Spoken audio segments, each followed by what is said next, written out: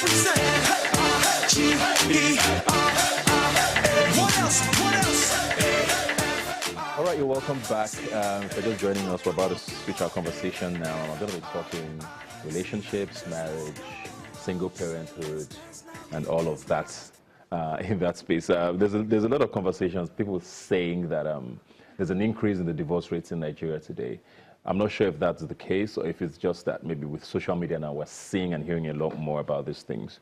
But I have here with me Jennifer Mario, a writer and a female rights activist. Thanks for being here today. You guys made it so fancy when you say female rights activist. It's like something important. But it's a good thing. Yeah, it's a good thing. I mean, thanks for having me. We should all be female rights activists. We should be. Yeah. I mean, an easier way to call it is feminism, Yeah. but I guess. Like Chimamanda said, we should all be feminists. We should be.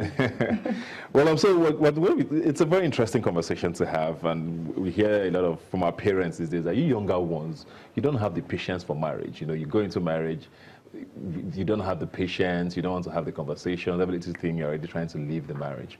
Are things different now, or are we just hearing more about these things? Have they always been this way? As far as divorce and separation? With like marriage drama generally. You know what, I think they're the same, to be quite honest. It's just that our generation, we have more audacity to make moves that our mothers probably didn't. And this time around, we are, insisting on certain, standards that our moms probably thought wasn't necessary, I would say. So no, I don't think things are different. I mean, my parents divorced when I was 8 years old. I mean, I didn't see any physical abuse or anything like that from parts of my dad to my mom. But I feel like if she had maybe more information, the decision would have been made sooner, I guess. I guess, I don't know. So, I don't know if I should go personal there. So there was no violence. What was the issue then? Was it something that you thought could have been resolved? You know what, I don't know. That's between my parents and when I was really young. But I personally feel that when you come to a point in your relationship, when you feel that you're no longer being respected, when you feel like you're no longer being served, when you feel like you have to not be yourself to be able to be with this person, at that point you're doing yourself a disservice. So I think it's time to go. So what then is the point of for better for worse, as most people would say? For better for worse, there's nobody who goes into a marriage and expects it to be rosy. Right. If you can't go into a marriage and work things out, no matter how bad it is, why then go into it? For better for worse, in my opinion, is if things aren't going as good as you thought. For example, if he used to make $100,000 a year and now he makes 40, you don't leave him. If you're sick, he's not supposed to leave you, etc., etc. If things go, things like that. But if he just all of a sudden starts disrespecting me and I have kids watching, I'm just not going to tolerate it. And I think it's important for women to be empowered. By empowerment, I mean educated. By empowerment, I mean self-sufficient, so that when decisions are to be made, they can make them without having to feel like they're in captivity. Do you see why people would think that, okay, I mean, if you got married... I got married 11 years ago. Okay. And you're still married? Yes. Okay. So a situation where you get married this year, a year later, we hear that there's a divorce proceeding already. I mean, I know there are times when I've heard about cases where, okay, maybe there's deceit. Okay. You went into a marriage and you found out, okay, this person lied to you about certain things. Yeah. That, of course, is grounds for divorce. Yes. But when is it too short to start walking out of a marriage that you think you can't fix? I don't think there's anything that's too short. I feel like we live in a society where people are making decisions for us. I was having a conversation with a friend. I'm like, who is society? That's you and I.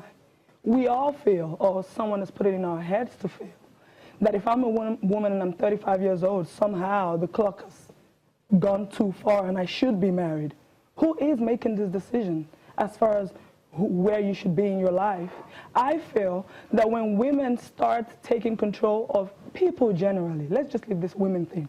When people start living for themselves as opposed to living for what everyone else thinks or accepts, then things are going to be easier. If I got married to you 3 months ago, I didn't know you were a crazy person, and today I know you're crazy, why should I stay there knowing I would leave you in 5 years?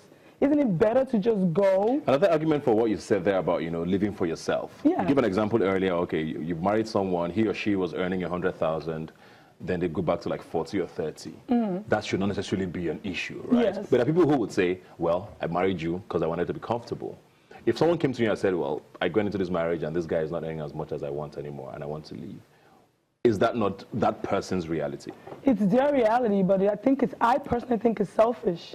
But then again, who am I to say what's selfish or not? They just so happen to go into marriage for the wrong reason. And a lot of us are not educated on why we should be married in the first place. I got married when I was 20 years old. I was very comfortable with this man who somehow said he loved me. Somehow. You know what I'm saying? Like, I didn't see the point, in my mind, I didn't see the point to have a boyfriend and then break up with him and then go with another guy and then break up. And then, you know, I was in my final year in university. I went to Equima. That was a long time ago.